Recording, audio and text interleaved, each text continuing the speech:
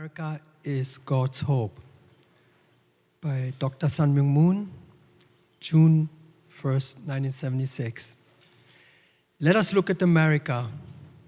It is most important that we know whether the United States of America was conceived by God or not. Ladies and gentlemen, it is my firm belief that the United States of America was indeed conceived by God. There is only one nation like this in all history, the United States of America. It is apparent that this unique nation of America is the creation of God. The people of America have come from every corner of the world. To be an American does not depend upon what race you are, what belief you have, or what cultural background you are from. It is only in this nation that no matter where you are from, you can say, "This is my country, that is America." In the truest sense, who are the true Americans? True Americans are those who have a universal mind. True Americans are those who believe that the one family of man transcends of color and nationality as willed by God. True Americans are those who are proud of such international families, churches, and of the nation which consists of all peoples. In the sight of God, there is no black, there is no white, there is no yellow. We must look at the human race as God sees it. America must return to the true founding spirit of the nation, to the ideals which her ancestors sought to establish with sweat and blood. America must return to Godism, an absolutely God-centered ideology. God is the motivation, the cause, and the foundation of the independence of America. America was born through the providence of God. If we are centered upon God, we will remain united and enjoy prosperity. However, as soon as we turn away from God, we will be divided. When the unifying force of God leaves America, nothing will be able to hold America together. The family will break down, churches will divide, and America will become mortally ill because of the cells of our body are decaying. And this is a letter from a Birmingham jail. That's from Dr. Martin Luther King Jr., August 1963. There was a time when the church was very powerful. It was during that period that the early Christians rejoiced when they were deemed worthy to suffer what they believed. In those days, the church was not merely a thermometer that recorded the ideas and principles of popular opinion. It was the thermostat that transformed the morals of society. Wherever the early Christians entered a town, the power structure got disturbed and immediately sought to convict them for being disturbance of peace and outside agitators. But they went on with the conviction that they were a colony of heaven and had to obey God rather than man. They were small in number, but big in commitment. They were too God-intoxicated to be astronomically intimidated. They brought an end to such ancient evils as infanticide and gladiatorial contest. Things are different now. The contemporary church is so often a weak, ineffectual voice with an uncertain sound. It is so often the arch supporter of the status quo. Far from being disturbed by the presence of the church, the power structure of the average community is consoled by the church's often vocal sanctions of things as they are. But the judgment of God is upon the church as never before. If the church of today does not recapture the sacrificial spirit of the early church, it will lose its authentic ring, forfeit the loyalty of millions, and be dismissed as an irrelevant social club with no meaning for the 20th century. It's really nice to see you all this morning, coming out on this day. And I wanted to start off by talking about a recent meeting I had The other day I was talking to Thomas Jefferson.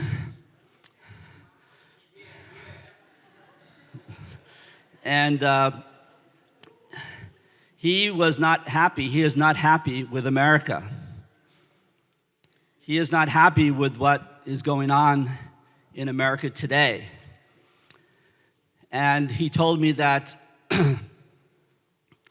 many people in America no longer believe in the American dream. So we know that we live in a time of a lot of political fighting going on, polarization left and right, politically, and it's very easy to get caught up in that, caught up in the political struggles. So of course, politics is very important. And we have to resolve this. You know, if this division continues, the polarization continues and grows, then what's going to be the future? Will America have a future? So, when we talk about left and right, what are we talking about? So, what do we mean by right wing and left wing? What do you think?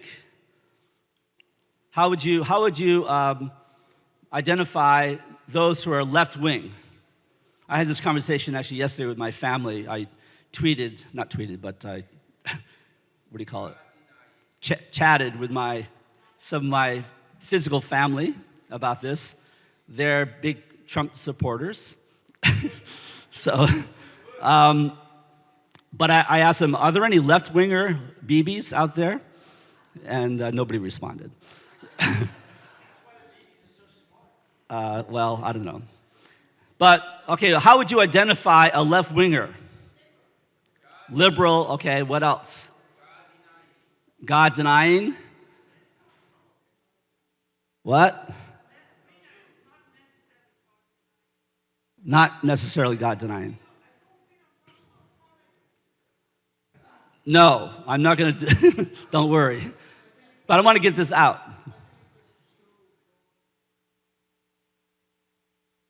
Okay.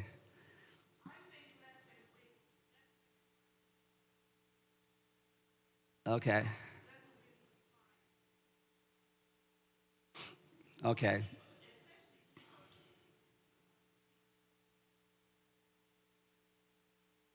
Okay. So I think part of it is, what has happened is that there's a caricature that's been developed about what is a right-winger, what is a left-winger, or what is a conservative, what is a liberal or progressive. But human beings are actually much more complicated, right? And you cannot put them in a box so easily. So, however, the way the media operates today, it's actually working to divide people. It's actually, if you look at the news, and most people get the news today online, most of the headlines that you see are very divisive, okay? Attacking one side or the other. So it's very easy for us also to get caught up in this and, identify ourselves as right-wingers, or maybe there's even some left-wing unificationists out there, especially among our young generation, I think. But that's not the real issue. We have to go beyond that and look from a bigger perspective. So we have to go back and think about, what is, from God's viewpoint, what does God want for America?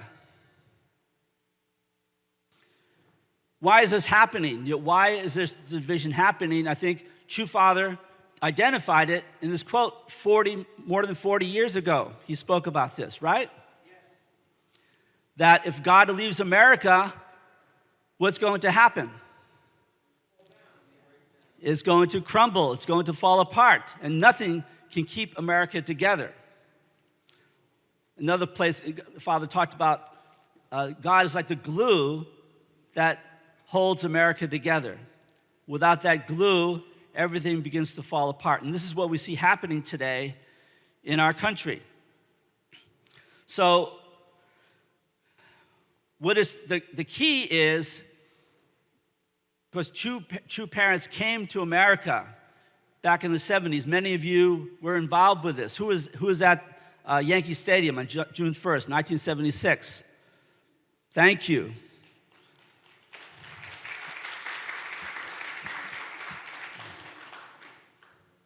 You all heard Father's speech. And there was a warning. There was a warning there about what would happen if America did not awaken, if there was not a spiritual awakening, a revival in this country, bringing God back. And so, as True Mother said, she and True Father dedicated their entire lives to bringing God back, not just to America, but to the whole world. And key to this is, be able to connect with Christianity. Okay? Christianity, Christians must recognize who true parents are and join with them to revive America so that America can fulfill its providential responsibility to the world. God raised up America for a reason. So Father said, it is no doubt in my mind, I believe that America was conceived by God. So, to bring this back, Christianity must experience a revival. However, many Christians today, even they call themselves Christians, but how much do they really understand God's will? How much do they really understand God's heart? So, sometimes, I listen to Christian radio, but actually, I'm not inspired by the songs I hear on Christian radio.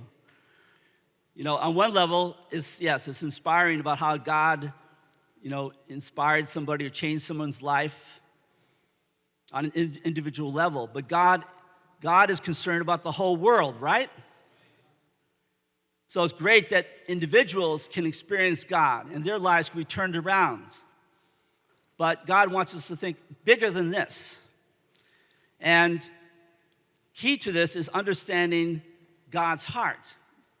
So think about True Father, how he started his mission, how his spiritual life began in Korea, experiencing Jesus coming to him. Actually, Father, I think his whole life, he never asked for God's help.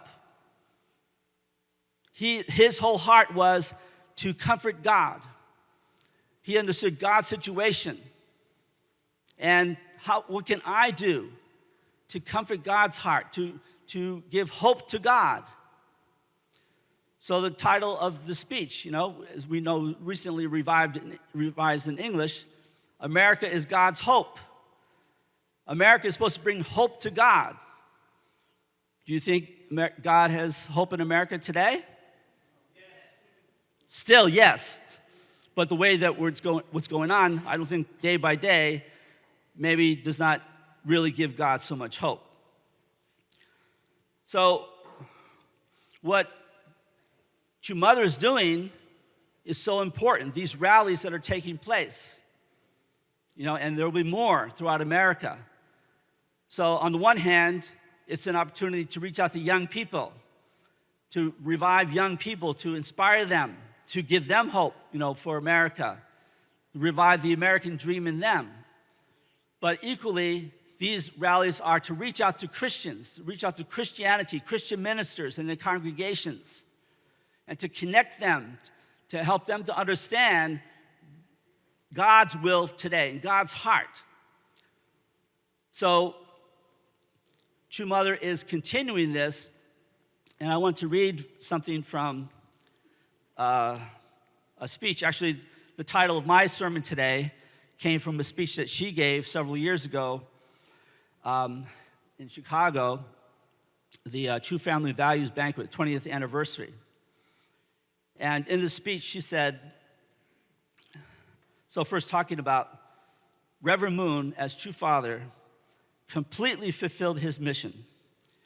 And prior to his ascension, he earnestly asked and entrusted to all humanity the mission to fulfill their own responsibility as heavenly tribal messiahs.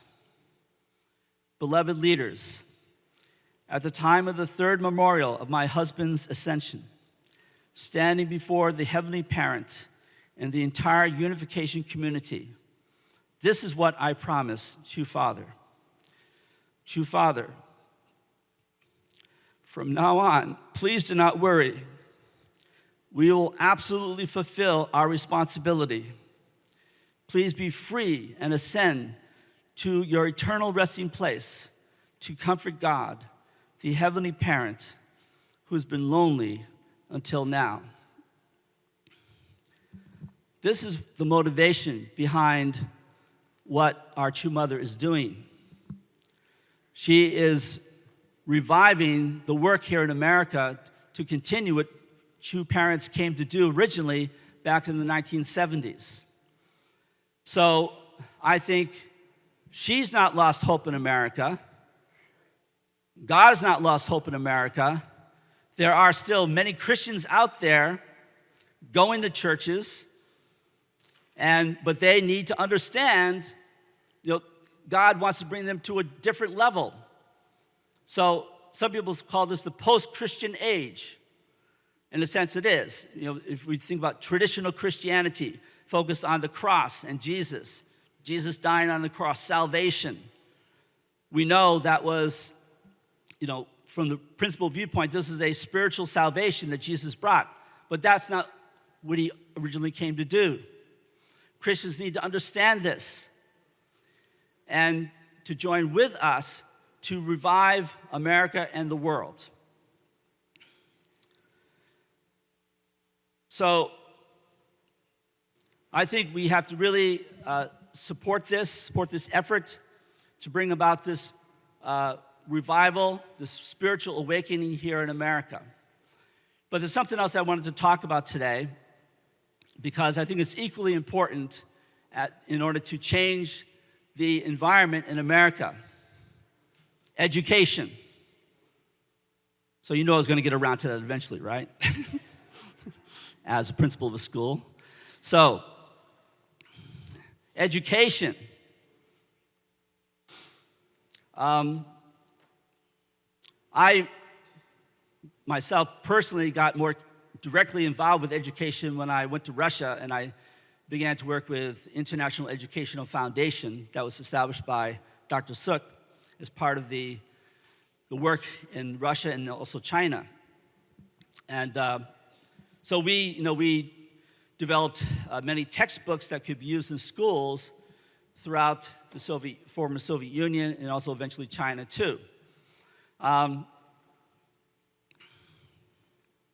Eventually, actually, we were able to reach out we printed 200,000 textbooks, and about 10,000 schools were using these textbooks at one point.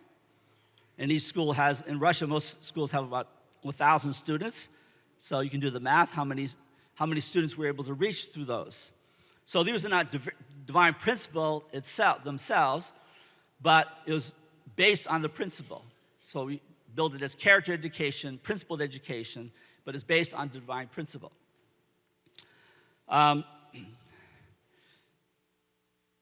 So when I was there, they developed a kind of a cult of teachers that really love this material. And the textbook is called My World and I, Moimir Iya. And that was kind of their divine principle book. And they would carry it around with them wherever they went, and they would witness about it to other teachers, to other schools. They were so enthusiastic about using this in their schoolrooms, and they saw the revival in their students through that.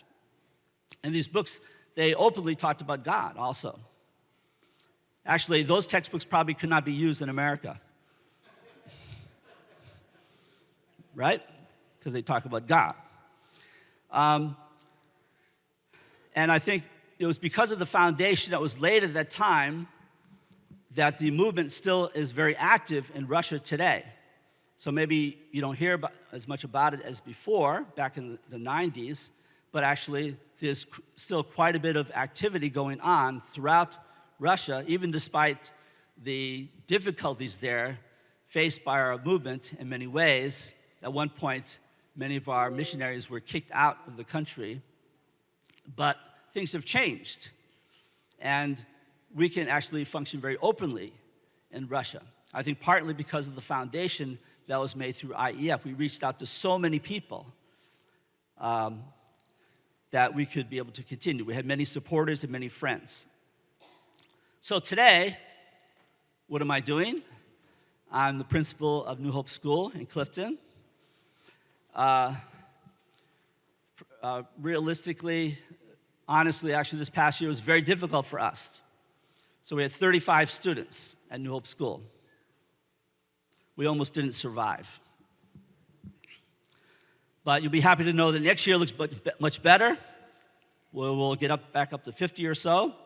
So we will continue, and it's my determination that we will never close our doors. We will continue on and grow and develop. So when I think about this, in one sense, I might think, oh, why do I bother? Why do I bother with a school that's 35 students?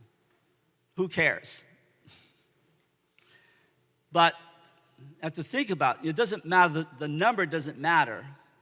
What matters is what impact does it make on these students, and what will they do in their future? And who will they influence in their lives, in their future?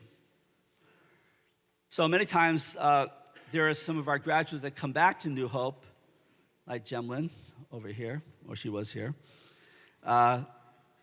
And I see now they're doing great things. Even some of our difficult students, so-called difficult students, that were always causing trouble in our classrooms. Now, I'm studying to be a doctor. You know? I'm going to be an engineer, this or that. So it really gives me hope when I see them, and even the difficult students, they eventually grow out of it, and they mature, and they go on to do great things. So I think about, Jesus talked about the mustard seed, right?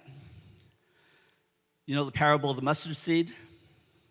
The smallest of all seeds, but when planted, it grows to become the largest, the greatest of trees. That's the way I think about New Hope School. Right now it's very tiny, very small, but someday it's going to be tremendous. Also, I think about Log College. How many of you have heard of the Log College? I didn't think so. The Log College was a predecessor of Princeton University.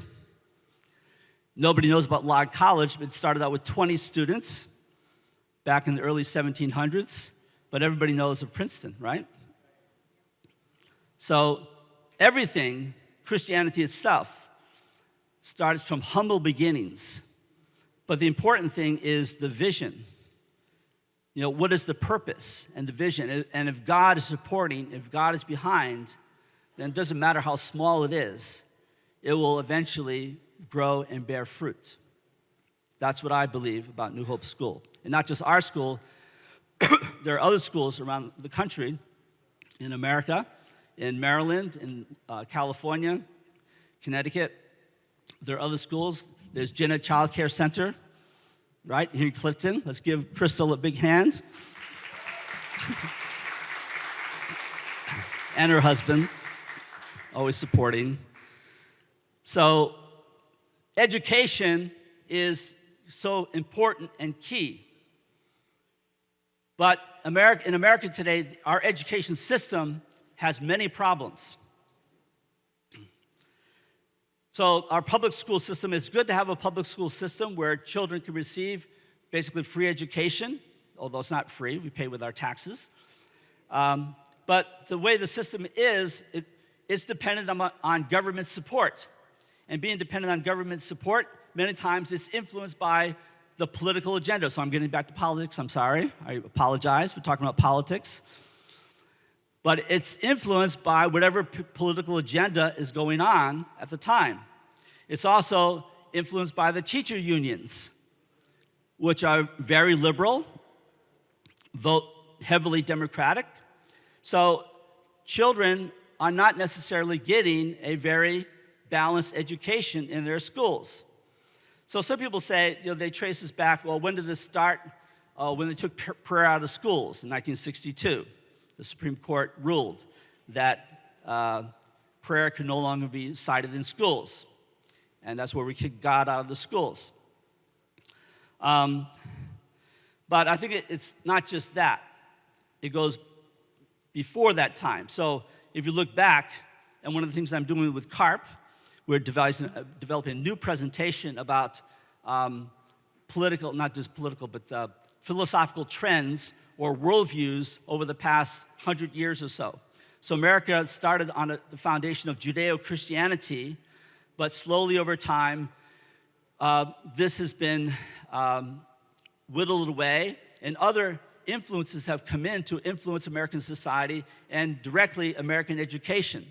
So there's been a secular humanist movement in America. There have been the Humanist Manifestos, and one of the founders of this movement was John Dewey. How many of you have heard of John Dewey? Not that many, okay. He was influential in developing or influencing the American education system. So he did a lot of good things because he professionalized the teacher training in America. He was a very big proponent of democracy, and he wanted to see results. He was very pragmatic.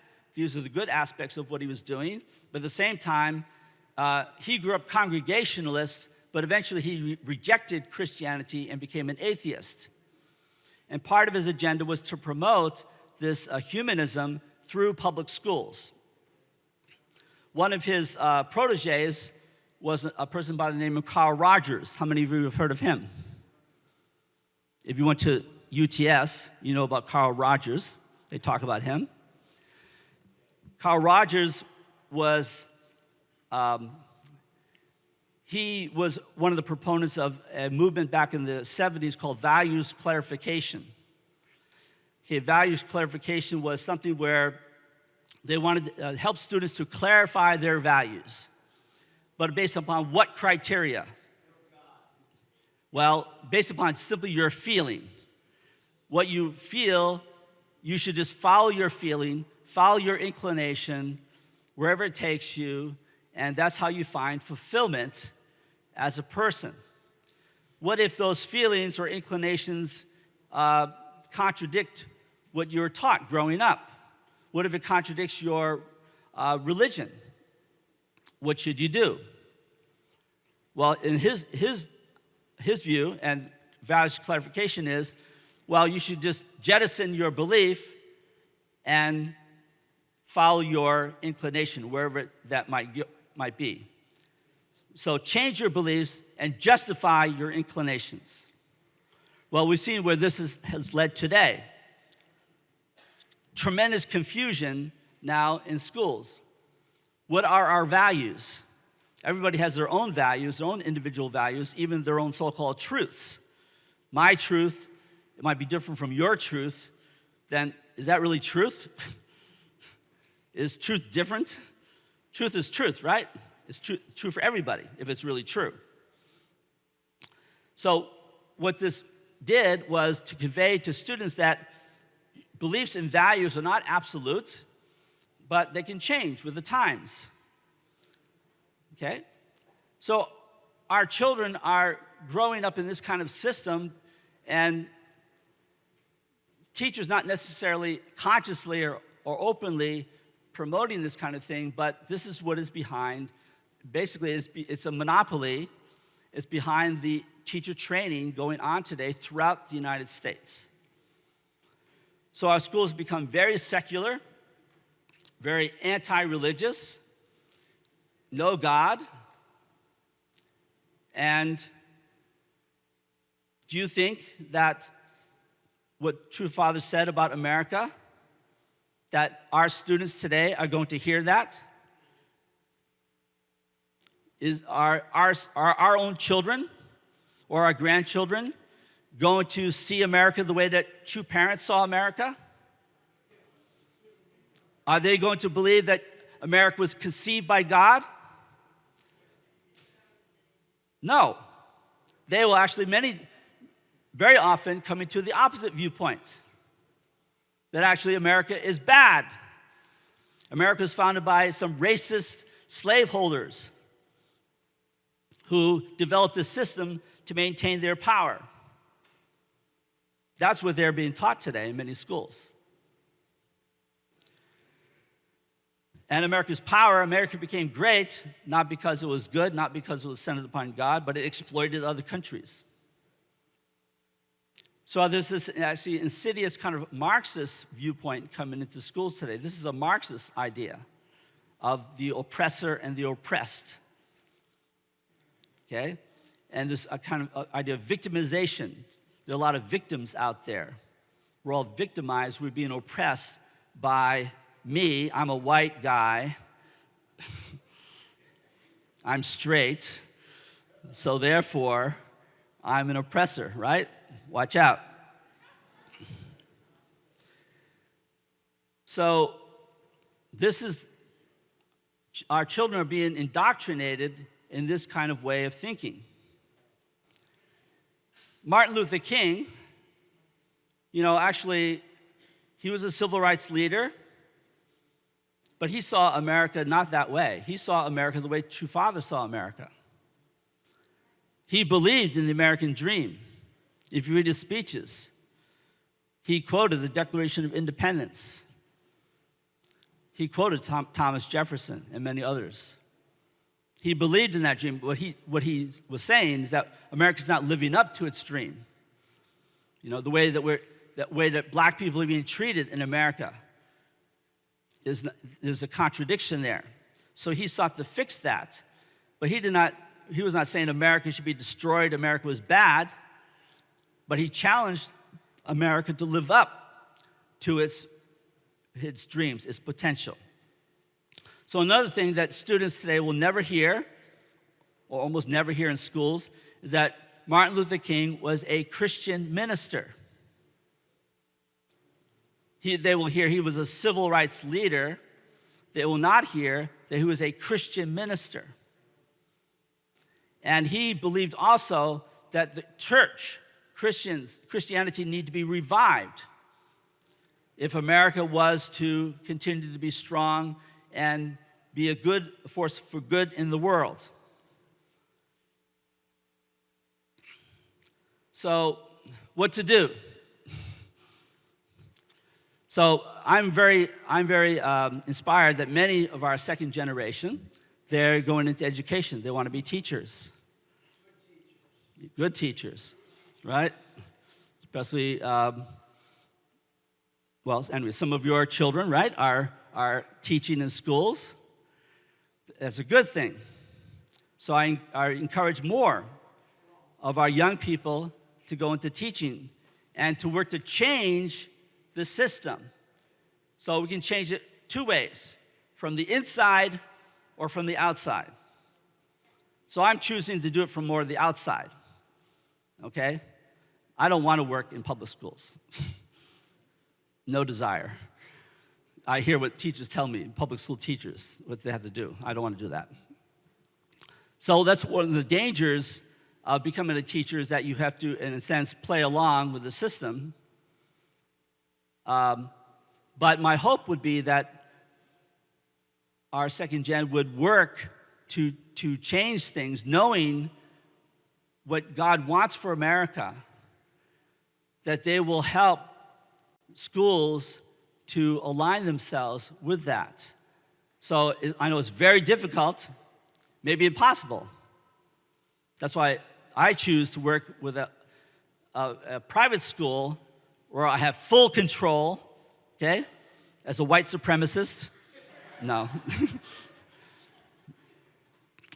Where we can do what we want. We can talk about these things very openly. And nobody's going to tell us we can't do that. So our students will learn. They will learn God's viewpoint about America.